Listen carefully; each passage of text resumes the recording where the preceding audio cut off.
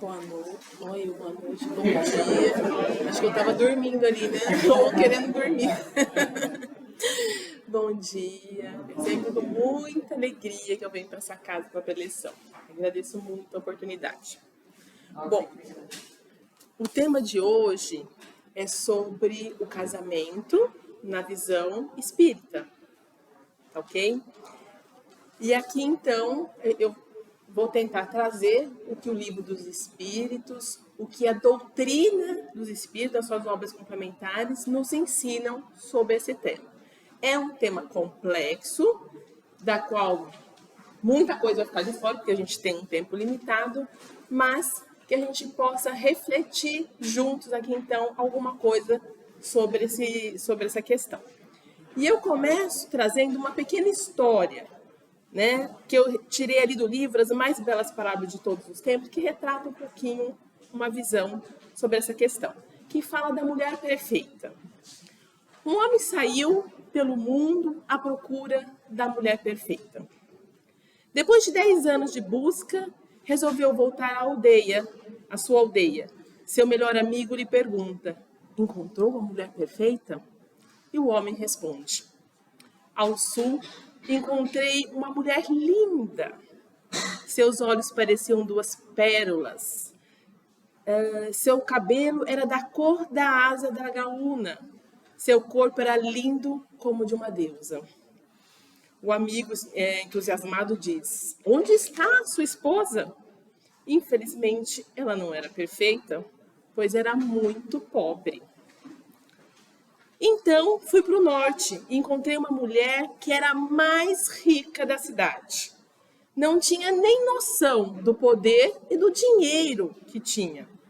E o amigo diz: então, essa era perfeita? Não, respondeu o homem. Não, respondeu o homem. O problema é que nunca vi uma criatura mais feia em toda a minha vida.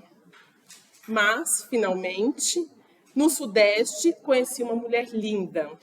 Sua beleza era de ofuscar os olhos. Tinha muito dinheiro. Esta era perfeita. Então, você se casou com ela, não é, amigo? Não, porque, infelizmente, ela também procurava um homem perfeito. Pois é, né, gente? A gente, nas nossas relações, a gente sempre quer a perfeição do outro. E nunca olhamos para nós, de como nós somos nas nossas relações. A gente tem que se lembrar que vivemos em um mundo de provas e expiações. E aqui, nesse planeta, não há perfeição de ninguém. Estamos todos nesse processo em busca da perfeição. E, aliás, estamos mais na origem do que no nosso destino. A caminhada é longa, não é verdade? Então, o primeiro ponto para reflexão é a exigência da qual a gente coloca em cima do outro, de exigir uma perfeição da qual não existe nesse planeta. Então, aqui vem, então, assim, o primeiro ponto de reflexão para todos nós. Aí, no Livro dos Espíritos, Kardec pergunta, na questão 298, as almas que devam unir-se estão, desde as suas origens, predestinadas a essa união, e cada um de nós tem, em alguma parte do universo, sua metade, ou que fatalmente um dia se reunirá? E a resposta é não.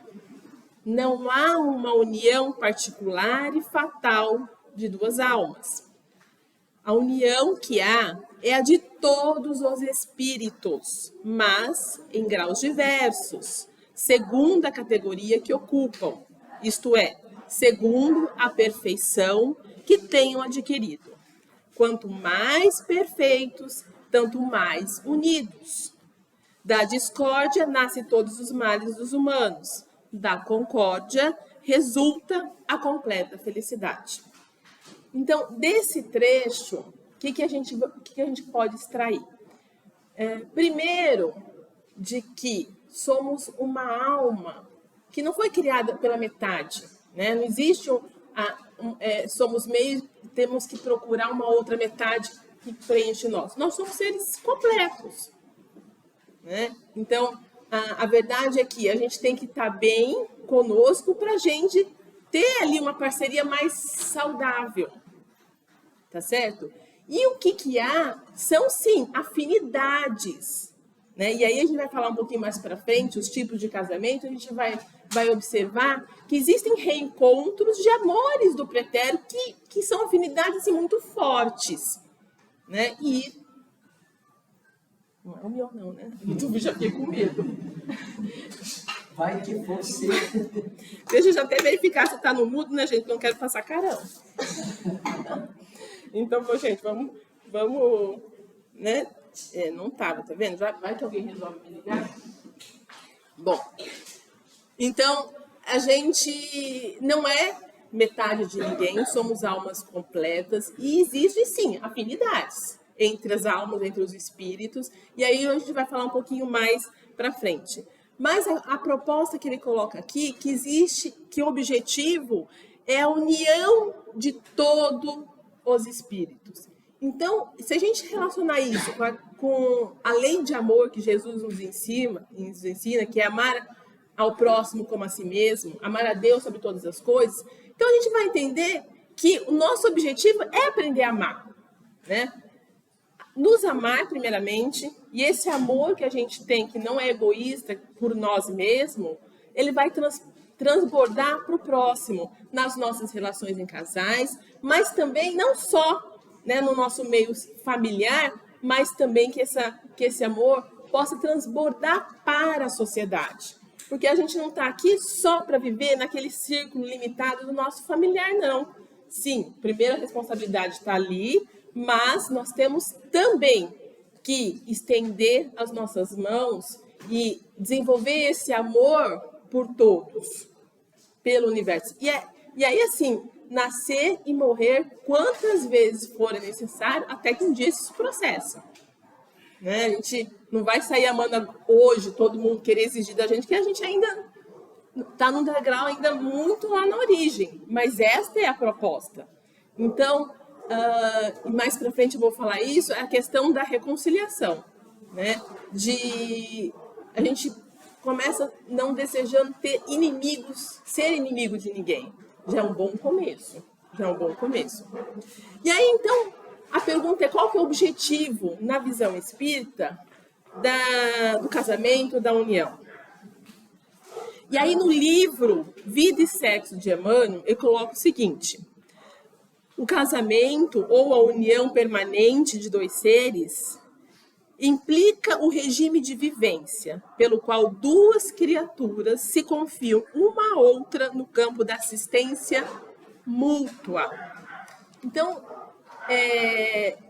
desse texto, desse trecho que o Emmanuel pontua lá no livro Vida e Sexo, é que o casamento, aquele parceiro, está ali para nos apoiar mutuamente nesse aprendizado de amar.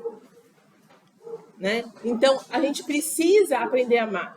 E essa companhia, né, nessa jornada, ela não tem um objetivo de nos apoiar. E quando um não está bem, está lá para dar força, né? Nos ajudar mutuamente nessa conquista de servir, não só o nosso ciclo familiar, mas servir o mundo através do nosso trabalho, através dos compromissos que nós assumimos aqui no mundo espiritual, né? O trabalho que a gente precisa realizar. Então, ele pontua, é o anducandário valioso da alma. Temos, desta forma, no Instituto Doméstico, uma organização de origem divina, em cujo seio encontramos os instrumentos necessários ao nosso próprio aprimoramento para a edificação de um mundo melhor. Então, esse mundo um dia vai ser feliz, né? Um mundo de regeneração primeiro, depois um mundo feliz, mas ele depende da nossa construção diária, primeiro interna, porque a nossa família é um sistema, né? É um mini mundo ali. E nós também somos um sistema minimundo. Se a gente não se dá bem conosco mesmo, a gente vive em conflito, nosso lar vai ser um conflito. Então, a gente primeiro deve construir essa paz interior, para que o nosso lar e as nossas relações enquanto casal também seja saudável, a nossa vida íntima. E que isso possa transbordar aí para a sociedade através do nosso trabalho, da nossa paz, que a gente possa levar isso para onde quer que a gente esteja. Então, observe, aprimoramento para a edificação de um mundo melhor. Então, as nossas relações conosco e com esse companheiro têm esse propósito de apoio, de auxílio para essa construção de um mundo melhor. O Martins Peralva, no livro Estudando a Mediunidade, lá no capítulo 18, ele traz um estudo sobre os tipos de casamento. E aí eu vou abordar um pouquinho todos esses tipos, que são acidentais, provacionais, sacrificiais, afins e, por fim, transcendentes. Todos nós já passamos por alguns e vamos passar ao longo das existências por todos eles, né? E o nosso objetivo, o nosso sonho é estar nesse relacionamento transcendental, mas que nessa encarnação, nesse planeta, né, é mais raro, tá ok? Então vamos compreender um pouquinho aqui o que seriam os acidentais. Então, nos casamentos acidentais, nós teremos aquelas pessoas que, defrontando-se um dia, se veem, se conhecem, se aproximam, surgindo daí um enlace acidental sem qualquer ascendente espiritual. Então, aqui está querendo dizer que esse encontro, né, de casal aí não tinha nenhum histórico do pretérito de outras existências, né? Então, se encontraram e teve o elemento desejo aí para essa união. Então, não tinha nenhum, vamos dizer assim, planejamento reencarnatório para isso, simplesmente um desejo ali. Geralmente, no livro, ele coloca que geralmente são almas inferiorizadas por efeito da atração momentânea sem qualquer ascendente espiritual, ou seja, não tinha nenhuma relação com outras existências de outras encarnações. Esse casamento pode determinar o início de futuros encontros noutras reencarnações. Nossa, parece que eu tomei a rouca, né? Deixa eu tomar um golinho.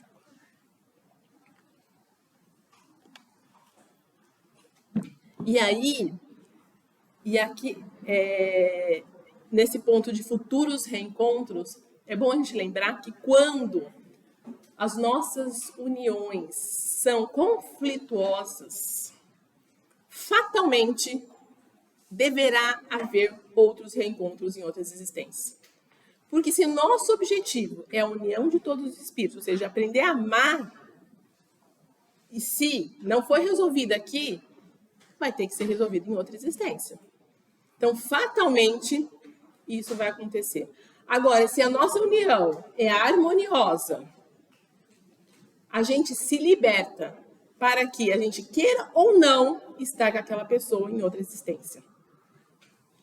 Entende como funciona? Porque se você tem uma vida harmoniosa aqui, você já, vamos dizer, pode ter completado ali a missão de aprender a amar aquele sujeito. Você precisa aprender a amar os outros, né? E principalmente aqueles que a gente tem conflito. Então, na maioria das vezes, a gente vem para acertos. Então, aqui, ó, os provacionais vai falar sobre isso.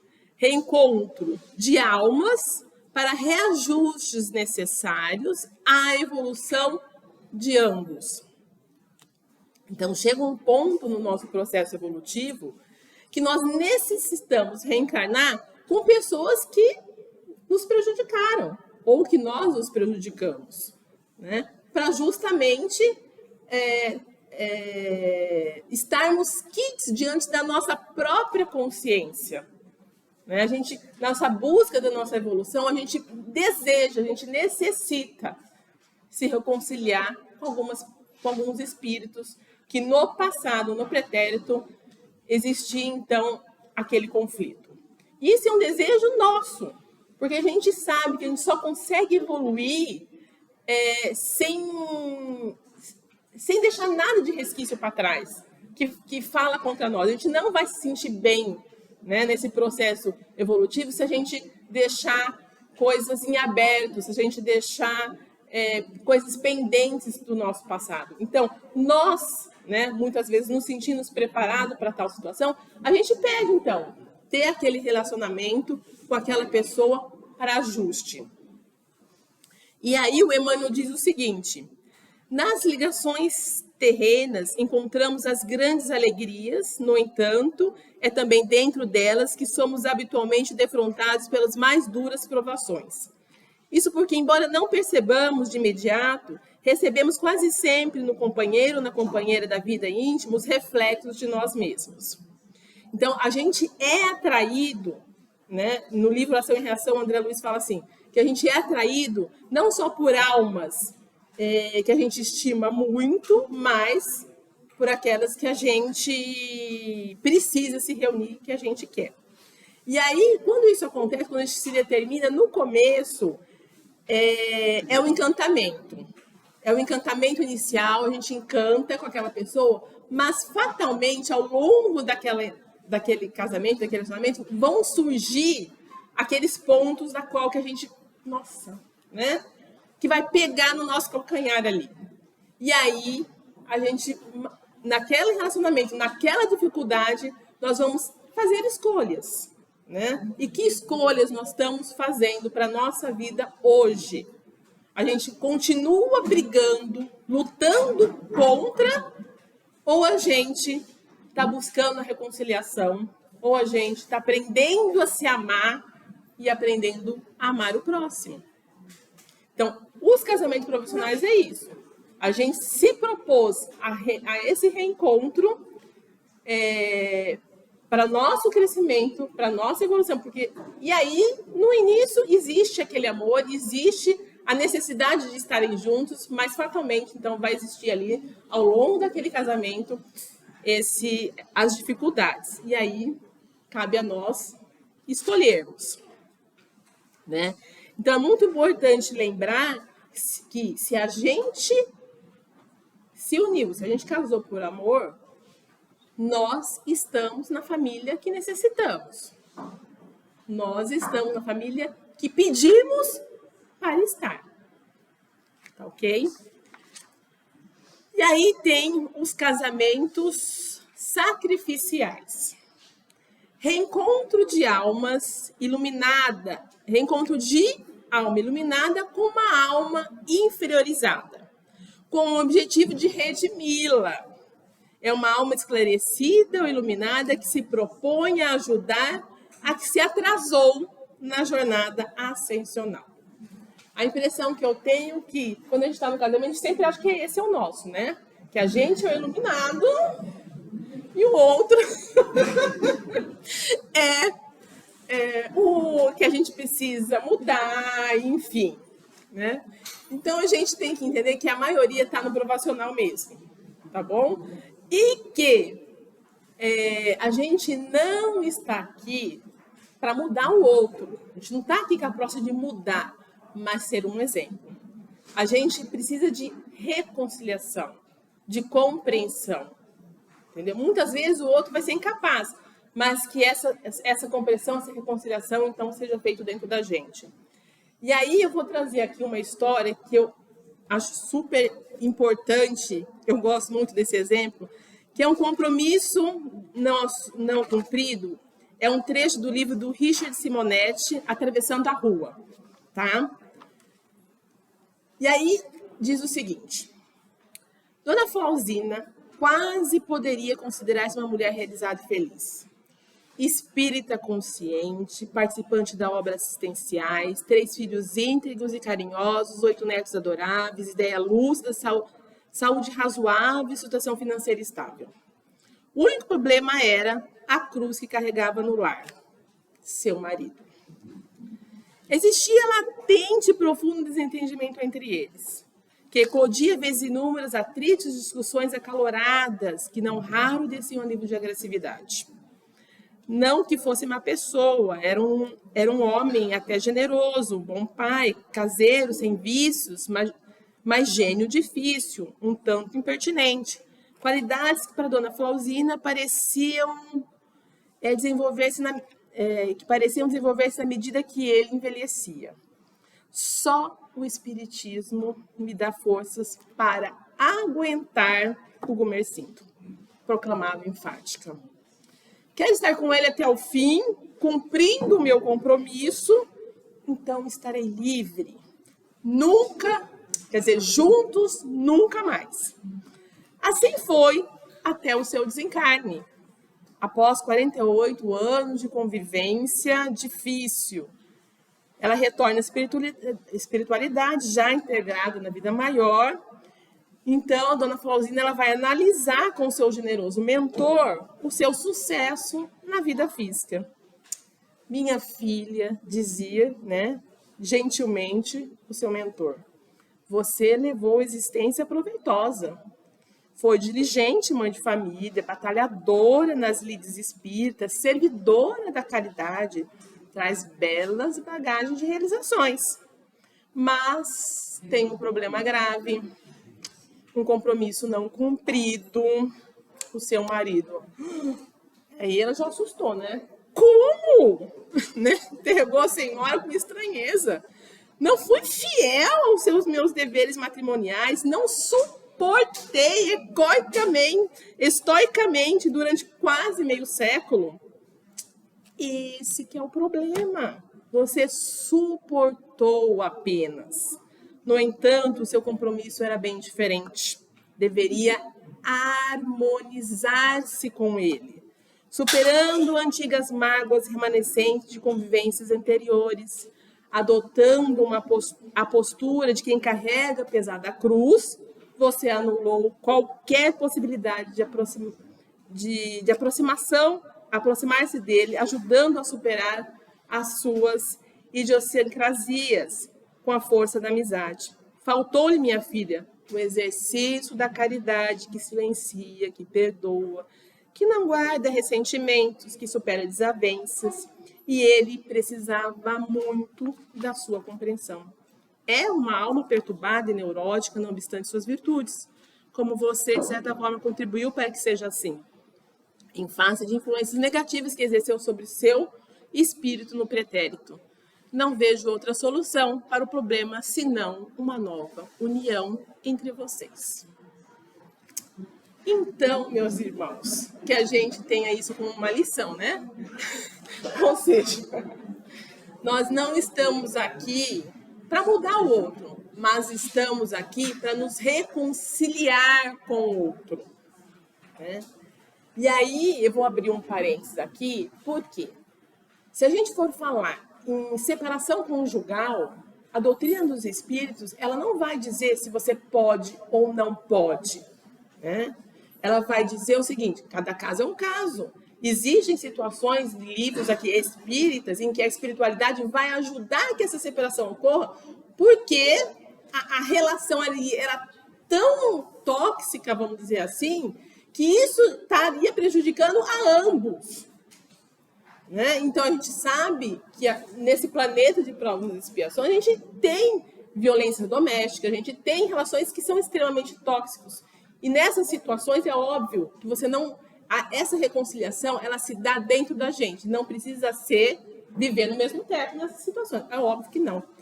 Mas para decidir se deve ou não, é cada um, dentro das suas capacidades, avaliando a sua relação com o outro.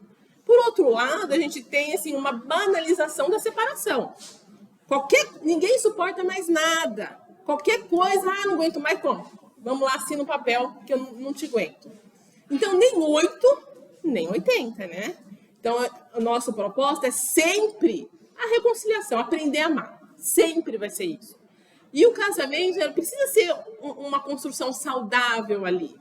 E muitas vezes depende mais da gente do que do outro. Porque a gente sempre quer que o outro mude, mas a gente continua apertando a mesma tecla, Não, a nossa evolução vai se dar, não é com a mudança do outro, mas com a nossa transformação interior. Então, são essas coisas que nós temos que ponderar. E aí, essa história de aguentar o outro, não adianta, gente. A gente não está aqui para tolerar o outro, para aguentar o outro. A gente está aqui para se reconciliar. Né? Então, falar que eu sou espírita, então eu não posso me separar, então eu vou aguentar ele até o fim. É o que eu acabei de falar, né? Se as nossas relações são conflituosas, fatalmente no futuro a gente vai ter que acertar essa questão, de alguma forma ou de outra. Vamos ter que acertar. Então é isso, que a gente possa, nas nossas relações, buscar essa reconciliação, e ela sempre vai começar dentro da gente. Porque a gente não consegue se dar bem com o outro quando dentro de nós está um turbilhão de conflitos internos. Né? Então, primeiro começa essa reconciliação conosco, para depois ela ocorrer fora da gente, nas nossas relações externas. E aí tem ali os casamentos afins, reencontro de corações amigos para a consolidação de afetos. Os casamentos denominados afins, no sentido superior, são os que reúnem almas esclarecidas e que muito se amam. Né? Esse aqui acho que é o de conto de fadas. Não é verdade? A gente, principalmente acho que as mulheres, né? Desde a infância é alimentado do sonho de contos de fadas.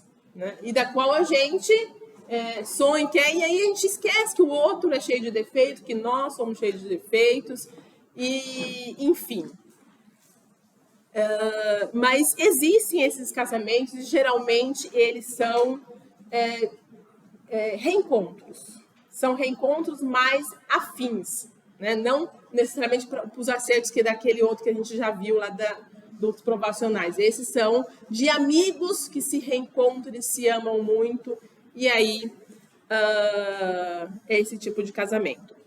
Agora, tem uma observação importante aqui, que eu coloquei. Nós casamos, que eu já comentei, né? Se nós casamos por amor, estamos na família certa. Porém, quando a gente reencarna, muitas outras almas que cruzam o nosso caminho são pessoas que fazem parte da nossa família espiritual. Né? Então, a gente encontra muitas vezes amigas, amigos que são almas afins de outras existências, muitos amigos e queridos, e talvez até amores. E essas pessoas, esses amores do pretérito que a gente reencontra aqui, eles mexem com a gente de uma forma inesperada. Então, quando não se aventura em busca de reviver sensações do pretérito. Então, o que eu estou falando aqui? A gente está num casamento, né? E aí, fora do casamento, a gente encontra essas almas, que são, muitas vezes, amores do pretérito, né? E aí, a gente já sonha e, não, então eu vou sair daqui e vou para lá, né? A verdade é que, se a gente, na visão espírita, na visão espiritual, o amor, gente, quando a gente ama alguém, esse laço ele nunca se quebra. Nunca se quebra. Se você veio para estar... Se você casou por amor, você está na família certa. Você está no relacionamento certo. Né? E aí a gente, por conta dessas histórias de contos de fada, né, a gente busca em todos, né, fora do casamento, esses encontros, essa busca dessas sensações. E aí, o que a espiritualidade vai nos falar? Né? Humberto Ferreira, na Vida Conjugal, ele vai pontuar o seguinte: muitos casamentos fracassam devido a influências espirituais de natureza má, que começa de forma sutil, sorrateira, evoluindo para verdadeiros processos obsessivos que comprometem irreversivelmente a união conjugal. Tanto a vítima da obsessão quanto o cônjuge, na maioria das vezes, nada percebem, porquanto os obsessores não criam o mal da vítima, apenas identificam as tendências e estimulam de forma intensa e persistente, procurando exacerbá-las. o espírito obsessor sonda os pensamentos mais íntimos do indivíduo, visando procurar identificar a tendência para a infidelidade. Constatando-a, passam a alimentá-la através de sugestões mentais. Em seguida, pesquisam alguma pessoa que por ele se sente alguma atração e que igualmente apresente necessidades afetivas ou determinados desejos sensuais, dando continuidade ao trabalho, né, entre aspas, passando a influenciar os dois, facilitando os encontros e procurando despertar a afetividade. Os obsessores não perdem a oportunidade de sugerir novos pensamentos, verdadeiras ideias fixas, que criam as condições para a união sexual infiel, que se consuma em clima de grande emotividade pela carga adicional dos obsessores. Segue-se um período de grandes prazeres que, entretanto, não é longo. Passada a fase de jubilo, as grandes satisfações, os obsessores mudam a tática. O que lhes interessa é o sofrimento da vítima e não a sua felicidade. Sem a ajuda deles, as grandes emoções se reduzem, restando à vítima apenas a desilusão, a consciência de um grande engano. E muitas vezes, famílias são destruídas em função dessas obsessões e desse sonho, né, de amor, de contos de fada. E aí, então, que a gente possa, né, e aí uma dica é, faça o evangelho no lar. Mantenha os seus pensamentos, os seus sentimentos unidos com a espiritualidade maior, né? Não é porque a gente tem um conflito no casamento, e vai ter, porque nossas relações, né, a gente vive num plano de expiações, vai ter as nossas relações, conflitos, mas que a gente possa resolver da melhor forma possível. E aí, com relação a se manter ou não, a doutrina dos espíritos não determina, né? Nosso propósito é reconciliação. Se é opção de separação, mas que seja de forma amigável. E os transcendentes, né? Por fim, os transcendentes, que são almas engrandecidas no bem, que se buscam para realizações imortais. São constituídos por almas engrandecidas no amor fraterno e que se reencontram no plano físico para as grandes realizações de interesse geral. A vida desses casais encerra uma finalidade superior. O ideal do bem enche-lhes as horas e os minutos. O anseio do belo repleta-lhes as almas de doce ventura, pairando acima de qualquer vulgaridade terrestre. Acima do campo das emoções inferiores, existe ali um amor puro e santo. Talvez aqui, como exemplo, a gente poderia colocar, né, o casamento de Kardec, talvez de Bezerra, enfim. São almas elevadas e aqui no planeta de provas e expiações ainda é raro esse tipo de casamento. E aí, então, eu vou encerrando aqui, né, lembrando novamente que antes da gente vir para cá, nós fizemos um planejamento reencarnatório. Nós escolhemos, muitas vezes, quem seria o nosso cônjuge, mas nem todos vêm com uma proposta de casamento. Nem todo espírito vem para ter um casamento aqui. Então, a gente pode pegar o Chico Xavier, o Divaldo Franco, né? Que não vieram com uma proposta de casamento nesse... E tem muitas outras, né? E muitas vezes a gente sofre porque não tem um casamento. Lembrando, gente, a nossa proposta é de aprender a amar, né? É de evoluir, né? E o casamento, ele é, digamos assim, tem que ser um apoio mútuo para essa proposta maior. E que a gente possa, então, vencer as nossas dificuldades, que a gente possa vencer, mais de querer mudar o outro, fazer essa autorreflexão daquilo que eu preciso melhorar para a relação melhorar. Então, é isso, que a gente possa refletir um pouco, então, sobre esse tema. Ok? Finalizei já tem uma hora, né?